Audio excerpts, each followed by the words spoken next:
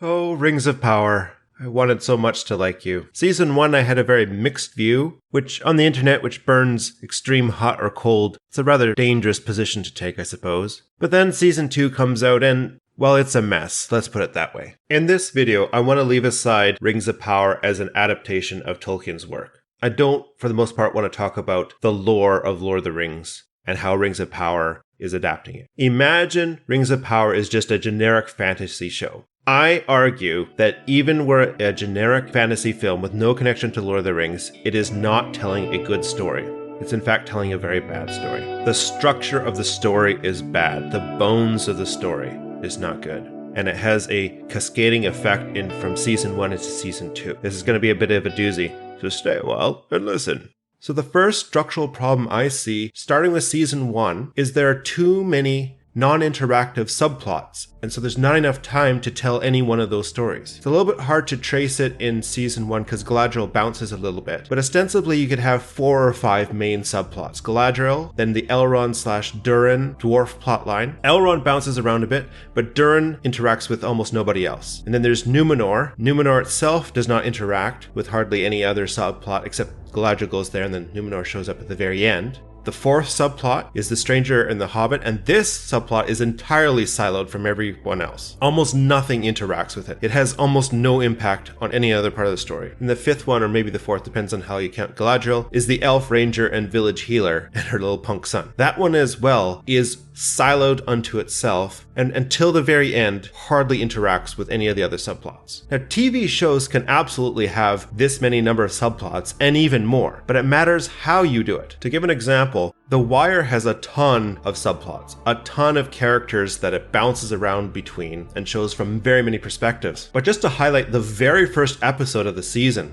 although there are a ton of characters in The Wire, that first episode only has 2 independent starting points. One, the protagonist Jim McNulty, and Kima Griggs. Only 2. But starting with Jim McNulty, from there we are introduced to Bunk. We end up in the courtroom, and that introduces the bunch of minor players. But more importantly, introduces Stringer Bell, the second in command of the Barksdale criminal organization, and D'Angelo, who is the main perspective character in Season 1 from the Barksdale organization. They can think that that branches then. We follow D'Angelo, Avon Barksdale, the leader of the Barksdale gang, and then D'Angelo goes to the pit where we meet all the young boys that are part of the pit, as well as the lovable Bubbles, the homeless man. And then between Kima Griggs and Jim McNulty, we're introduced to the vast majority of the police staff, so that by the end of the episode, we have been introduced to almost all the major players of Season 1. There's just a handful of characters to be introduced in Episode 2. It is a thing of beauty. And what makes The Wire work with having that many perspective characters is it is telling one story in more or less one location, though from multiple sides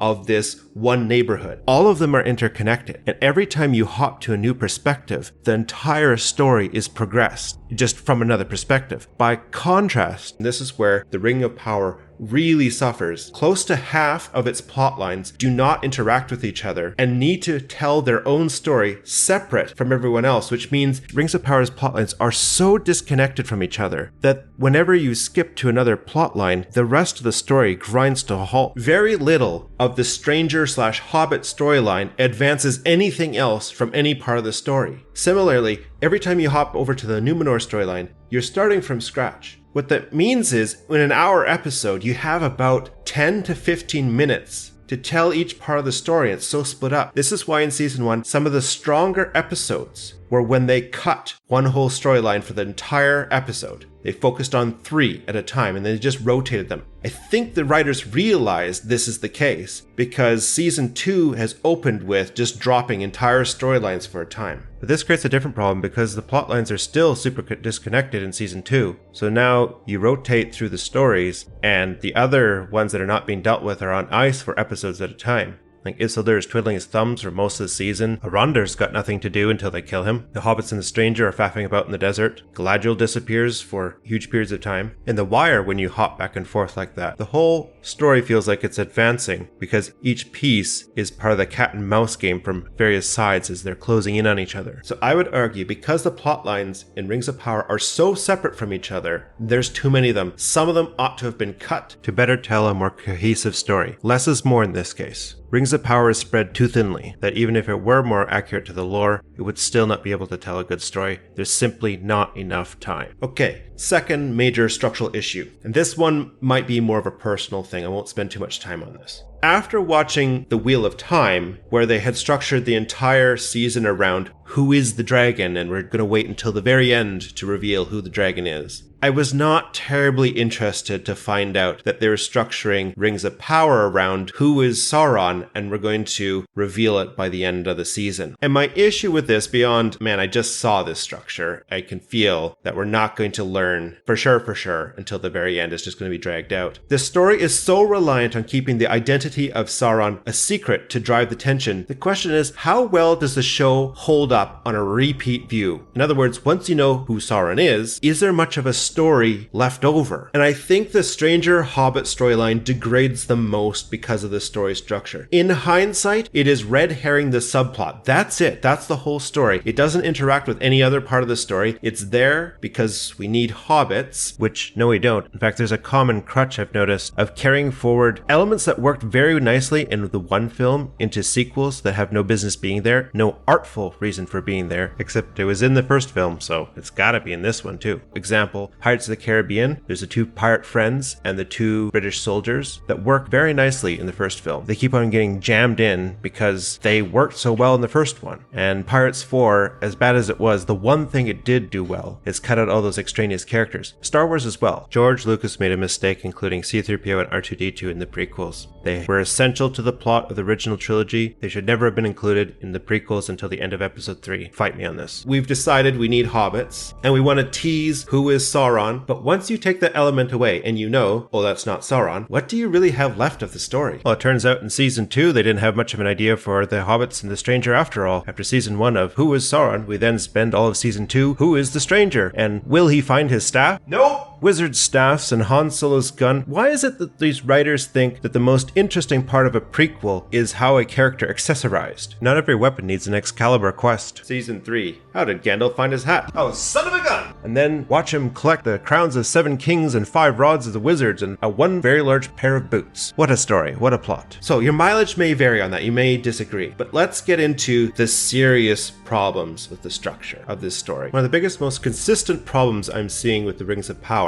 is the show just does not know how to move its characters around to connect one plot with another in a way that seems reasonable. The show wants to tease this idea that perhaps Galadriel would sail over the seas, disappear into Valinor, elf heaven, and she would just go away and not be present for the Lord of the Rings. This is a false conflict because we know that Galadriel is in the Lord of the Rings. But I had to really think, why does this specifically feel bad, right? I've sometimes heard people argue that prequels can never be good because any characters from the original story that are in the prequels will obviously survive to the next, so there's no true tension. And maybe for some people that's true, but that can't be it, because otherwise how could you possibly enjoy rereading or rewatching a story? You already know the end result, or for that matter, how could you enjoy a historical fiction? Well, I already know that the Titanic is going to sink, why do I need to watch the film? And yet some conflicts feel false or forced, like Galadriel sailing over the seas. So like, what's the difference? And I think this is the thing. The focus matters a lot. When you're doing a prequel, when you're making a historical fiction film, the question is not if something will happen, but how it happens. That's the interesting bit. So you can say, well, I know my history. I already know the Titanic would sink, so why should I watch the film? Well, the interesting part of the story is not if the Titanic will sink at all, as though the show is going to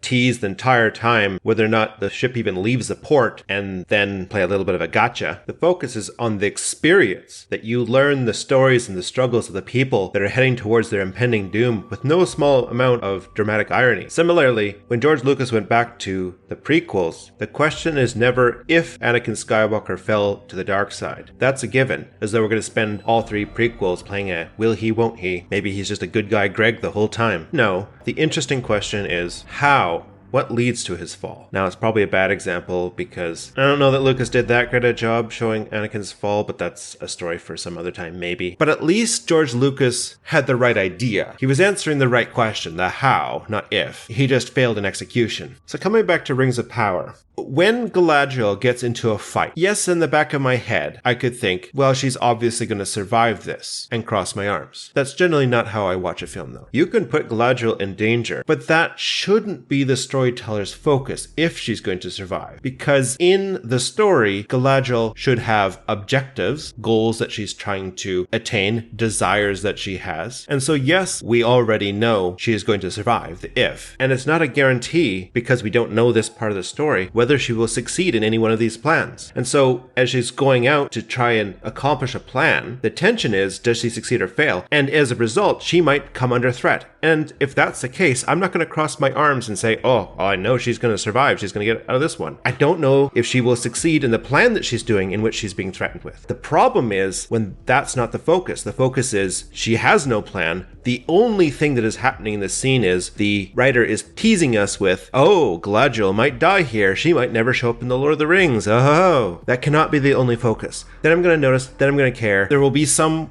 way in which she gets back into Middle-earth because she has to be there for Lord of the Rings. So the longer the story tries to milk this idea, will she go away and never return? The more melodramatic it feels, the more silly it feels. It's focusing on the wrong thing.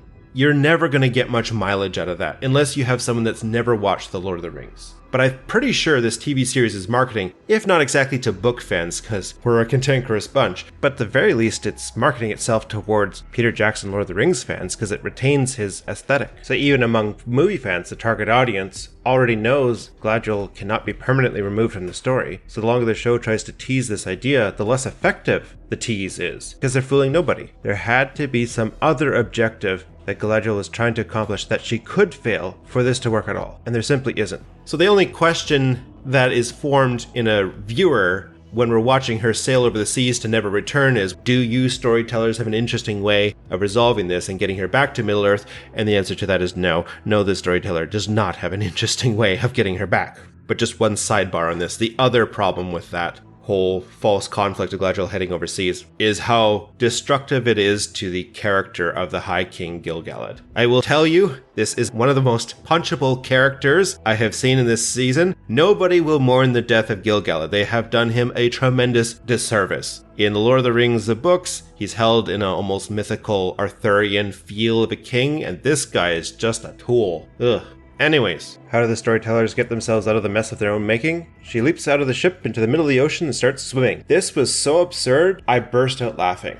For context, this is like jumping out in the middle of the Pacific Ocean. Oh, you're just going to nip back to shore, are you? It's patently absurd. And I don't think it's just absurd for a book reader. My suspicion would be, if you just watched The Lord of the Rings and kind of remembered the end of The Return of the King where they go sailing off into the deep blue, you would probably have a similar idea that Valinor is a heck of the way out there. It's the idea that you're almost at Valinor, you're just gonna jump out of the boat and swim. It's like, where do you intend to swim to? It's the first time I broke out laughing. It was not the last. Season 2 especially, oh boy. And then, to top things off, while swimming in the middle of the ocean, she runs into a shipwreck with some dude on it. This is what I'm talking about. The story is not very good at moving characters around. It's like we've created a problem of our own, and now we're solving it in some of the worst ways possible, just by happenstance. This would work if she had been, I don't know, shipwrecked along a major shipping lane or something like that.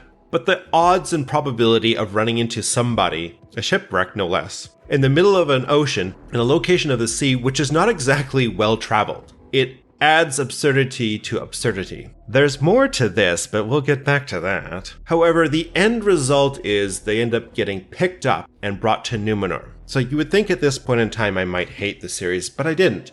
I can be very forgiving if I want to be. I really wanted to like this show. And so in my view, like this was maybe by the third episode, I think. This seemed to me, from a story structure perspective, a really janky way of getting Galadriel and this King of the South into Numenor to start the Numenor plot. But I was willing to forgive them if that was all. It was just, we didn't really know how to get the Numenor story started. We'll twist ourselves up into knots, just get Galadriel into Numenor, get that one rolling, and then we can kind of settle things down. Well, that wasn't the only one.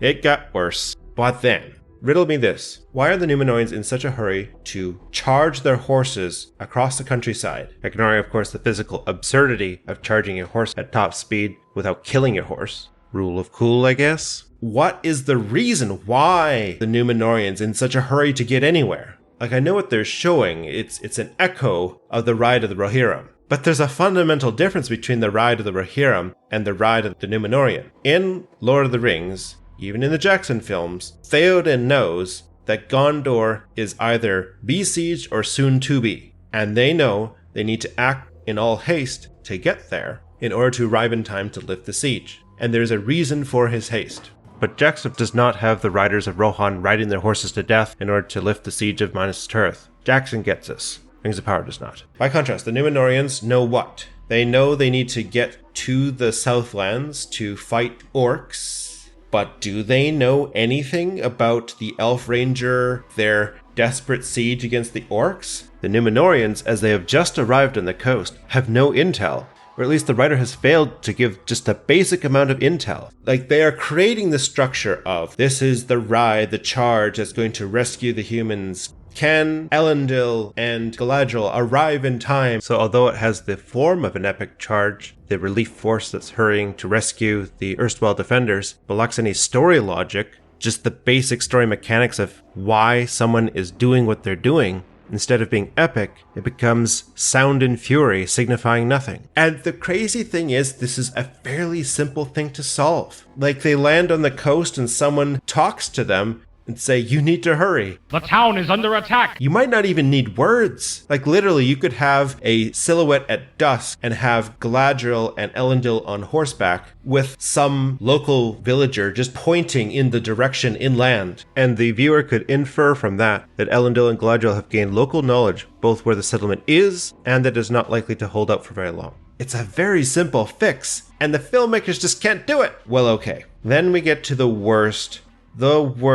structural part of season 1. I had given a pass for that really janky method of getting Galadriel jumping off into the middle of the Pacific Ocean effectively and randomly coming across this guy on a raft and them just paddling into Numenor. It's like, okay, fine. That's what it takes to get them into Numenor. And I was kind of hoping that this King of the South might become one of the ring wraiths, perhaps. That could be an interesting idea. But no. Of all the people to run into in the middle of the Pacific Ocean, who does Galadriel happen to come across? Well, Sauron. Sauron was just waiting on a raft to pick up Galadriel? Or was he randomly there? Was this all part of his plan in order to get to Numenor? Or what? There's not too many options for this to be. It's either a horrendously complicated plan where Sauron is waiting there because he just knows that Galadriel A is going to be shuttled off to Valinor, and B, she's not going to take it,